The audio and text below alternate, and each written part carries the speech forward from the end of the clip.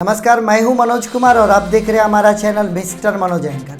तो आज है 12 जून, दिन है आज शनिवार। तो आइए सबसे पहले ज़िले के सुर्खियों पर डालते हैं एक नज़र। ज़िले के कोरोना में नहीं हुआ है कोई बड़ा उलटफेर, धीरे धीरे हमारा ज़िला बढ़ रहा है कोरोना मुक्ति के कगार पर। राजपुर तियरा हत्याकांड में अज्ञात के खिलाफ दर्ज की गई प्राथमिकी।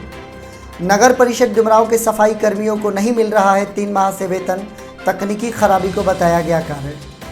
छेड़खानी और मारपीट करने की शिकायत, डुमरांव थाने में दर्ज किया गया एफआईआर।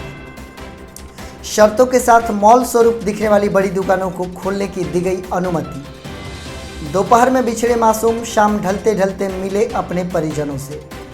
मोबाइल चार्ज में लगाने के क्रम में करंट लगने से एक महिला की मौत। पागल हाथी ने कई गांवों में मचाया तांडव, कईयों को किया घायल। दूसरा विवाह करने पर पहली पत्नी ने पति समेत 6 लोगों पर किया नामजद एफआईआर। पेट्रोल की बढ़ती कीमतों पर कांग्रेस ने केंद्र के खिलाफ किया प्रदर्शन।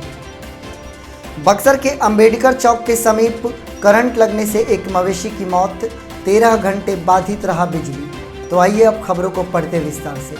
तो सबसे पहले तो हम अपने ज़िले वासियों को देना चाहेंगे अपने ज़िले का कोरोना अपडेट, और हम आप सभी को यह बताना चाहेंगे कि पिछले 24 घंटे में ज़िला प्रशासन के द्वारा कोई भी रिपोर्ट जारी नहीं किया गया है। पिछले न्यूज़ बुलेटिन में हमने आपको ये बताया था कि राज्य सरकार और ज़िला प्रशासन के जो आंकड़े हैं उनमें बहुत बड़ा गैप दिखा, जिसके बाद कई सारे आंकड़े ज़िला प्रशासन के द्वारा हटा दिया गया। बहरहाल जो 24 घंटे का रिपोर्ट जारी करना चाहिए था वो जारी नहीं किया गया है, और संभवतः ये भी एक कारण हो सकता है। लेकिन दूसरा और सबसे बड़ा कारण ये भी हो सकता है कि हमारा जो ज़िला है वो कोरोना को हराकर लगभग स्वस्थ होने के कगार पर पहुंच चुका है। तो अब कोई नया व्यक्ति संक्रमित नहीं पाया गया होगा या फिर कोई नई रिकवरी नहीं हुई होगी, जिसके कारण कोरोना का अपडेट जारी नहीं किया गया है।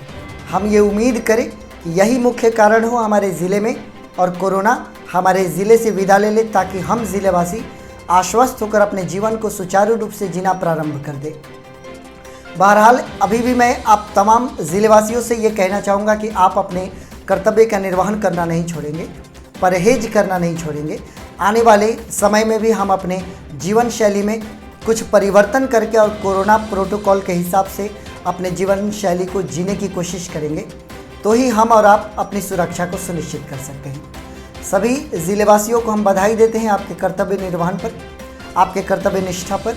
आपने इस परिस्थिति के गंभीरता को समझकर अपनी जीवन शैली में परिवर्तन किया और नतीजा आपके सामने है। आज हमारा ज़िला कोरोना मुक्ति के कगार पर खड़ा है। आगे बढ़ेंगे।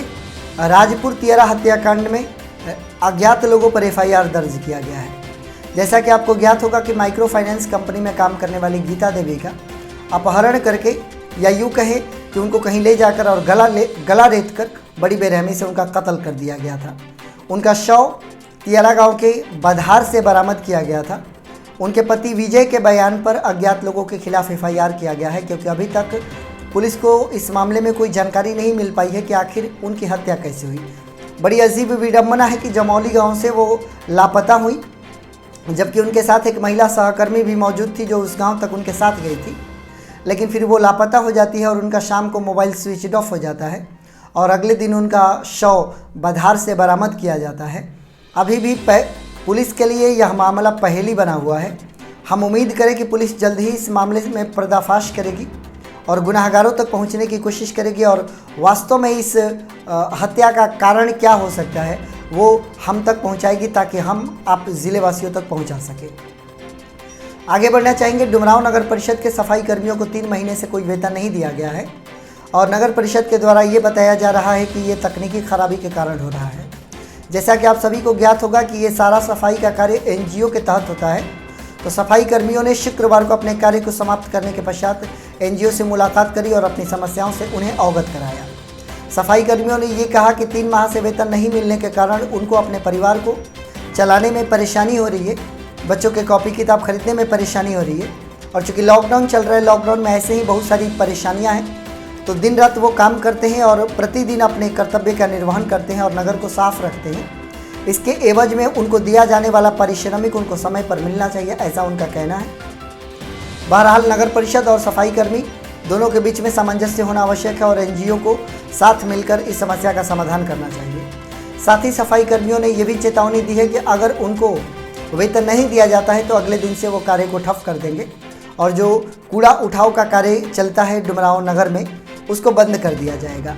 अभी देखना ये होगा कि इस मामले का निपटारा नगर परिषद किस हिसाब से करती है। आगे बढ़ेंगे। छेड़खानी और मारपीट का शिकायत डुमरांव थाने में दर्ज कराया गया है।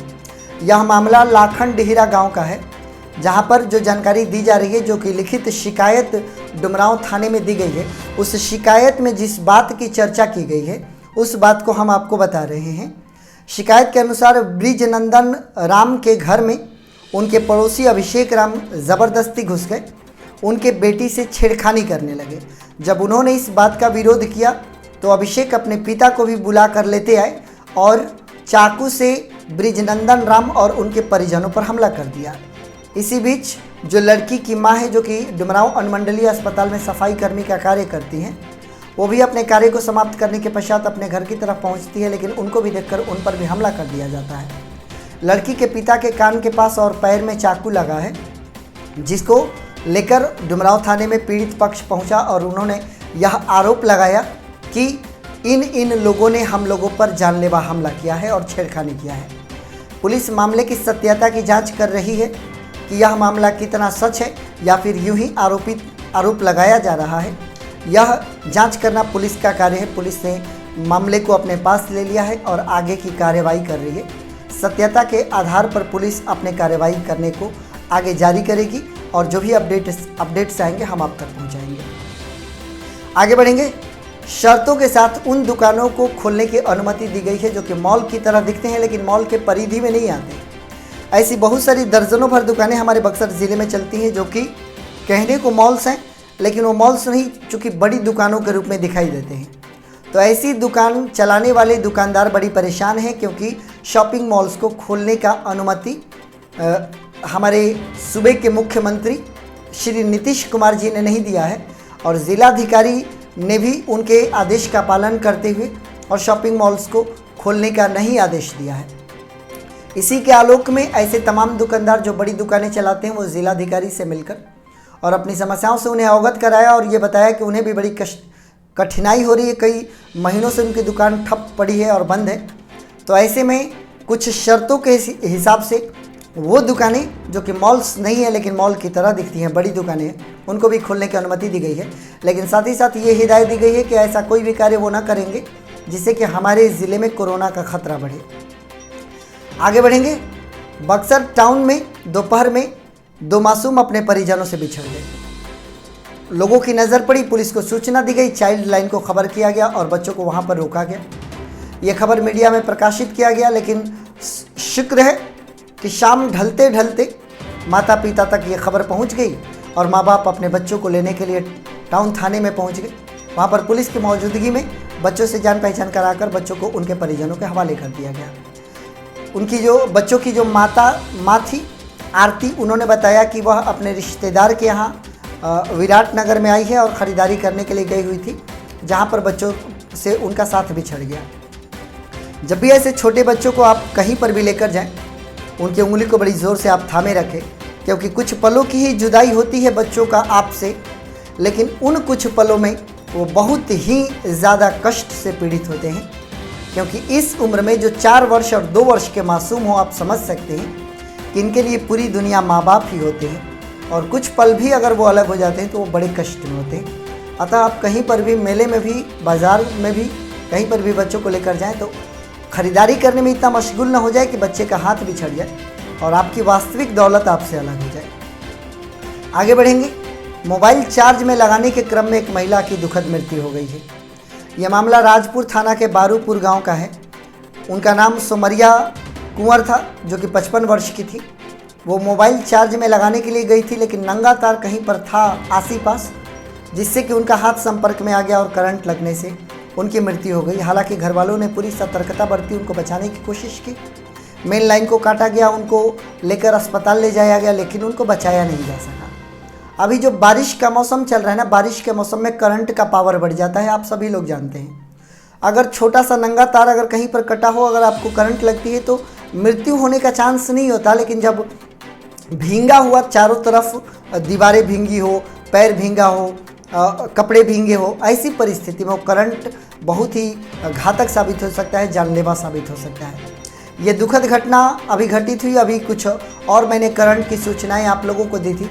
आप ज़िलेवासियों को हम आगाह करना चाहेंगे कि ज्यों-ज्यों ये बारिश का मौसम बढ़ेगा, करंट के बहुत सारे खबर हर वर्ष आते हैं। कृपया करके आप अपने घरों में बिजली के जो भी उपकरण है और बिजली के जो भी तार है, उनको कहीं पर भी ऐसा ना छोड़े जहां पर आपके संपर्क आ जाने से आपके जान को खतरा हो।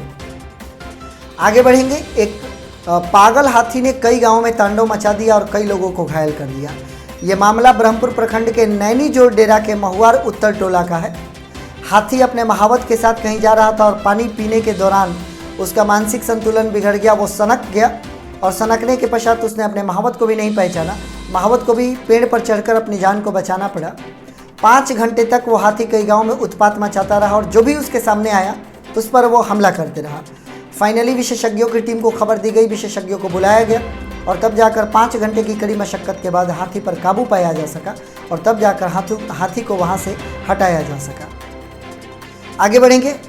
दूसरा विवाह करने पर पहली पत्नी ने अपने पति समेत 6 लोगों पर नामजद प्राथमिकी दर्ज की है। यह मामला वासुदेव ओपी के अंतर्गत का है। इसी गांव की रहने वाली एक गृहिणी है जिनका नाम है रूपा देवी। उन्होंने बताया कि उनका विवाह 2017 में संजीव चौधरी से हुई थी, लेकिन उनके परिवार में आने के बाद उनका मानसिक उत्पीड़न किया जाने लगा, शारीरिक रूप से प्रताड़ित किया जाने लगा।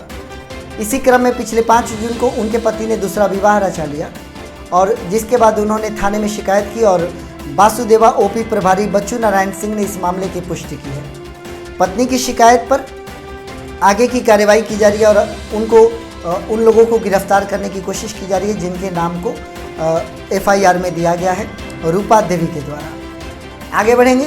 पेट्रोल की कीमतें लगातार उछाल मार रही हैं और इसी के क्रम में कांग्रेस ने केंद्र के खिलाफ अपना मोर्चा खोल दिया है और केंद्र के खिलाफ ज़बरदस्त प्रदर्शन किया जा रहा है। कांग्रेस के तमाम नेता बक्सर में इकट्ठा हुए और उन लोगों ने केंद्र के खिलाफ प्रदर्शन किया और बताया कि ये केंद्र की जो सरकार है ये गरीबों के लिए जानलेवा साबित हो रही है और पेट्रोल की कीमतों में उछाल होने से तमाम खाद्य सामग्रियों की कीमतों में उछाल आ रहा है, क्योंकि सारी चीज़ें पेट्रोल पर डिपेंडेंट है। फिलहाल अभी पेट्रोल का दाम घटने का नाम नहीं ले रहा है। जैसे तैसे लोग ऐसे ही महंगे पेट्रोल को खरीद कर अपने जीवन यापन को आगे बढ़ा रहे हैं। आगे बढ़ेंगे। बक्सर के अंबेडकर चौक के समीप धारा प्रवाहित पोल से टकराने के क्रम में एक मवेशी की मृत्यु हो गई है। बताया ये जा रहा है कि वहाँ पर अर्थिंग का तार था जिसके संपर्क में आने से उस मवेशी की मौत हो गई। मवेशी के मौत के बाद 13 घंटे तक बिजली बाधित रहा। नगर परिषद के लोगों के आने के पश्चात और मवेशी को उठाने के पश्चात बिजली को सुचारू रूप से चालू किया जा सका।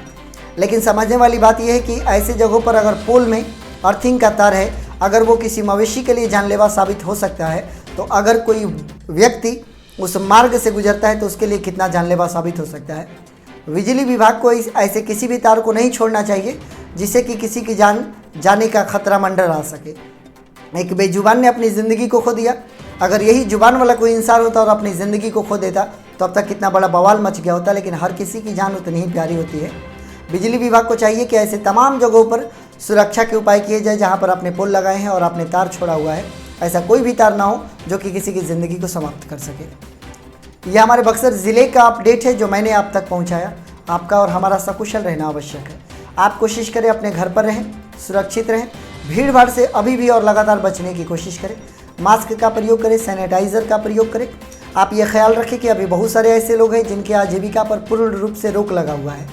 उनकी आजीविका तभी शुरू होगी जब पूर्ण रूप से कोरोना हमारे ज़िले से समाप्त होगा। तो जब तक आप अपने परहेज से ज़िले को बचाइएगा नहीं, तब तक वो लोग घर पे बैठे इंतज़ार करते रहेंगे। बहुत सारे ऐसे सेक्टर हैं जहाँ पर काम करने वाले लोगों के घरों में भूखमरी के हालात आ गए हैं। हम उम्मीद करें कि जल्द ही सरकार उनके लिए भी कोई फैसला ले आए और उनको भी अपने आजीविका को कमाने का अनुमति दिया जाए। आप सकुशल रहें, सुरक्षित रहें, कोरोना से बचे रहें। आपके और आपके अपनों के लबों की मुस्कुराहट हमेशा बनी रहे, ऐसी हमारी कामना है और आप हमारे साथ बने हुए हैं। इसके लिए आप सभी का बहुत बहुत धन्यवाद।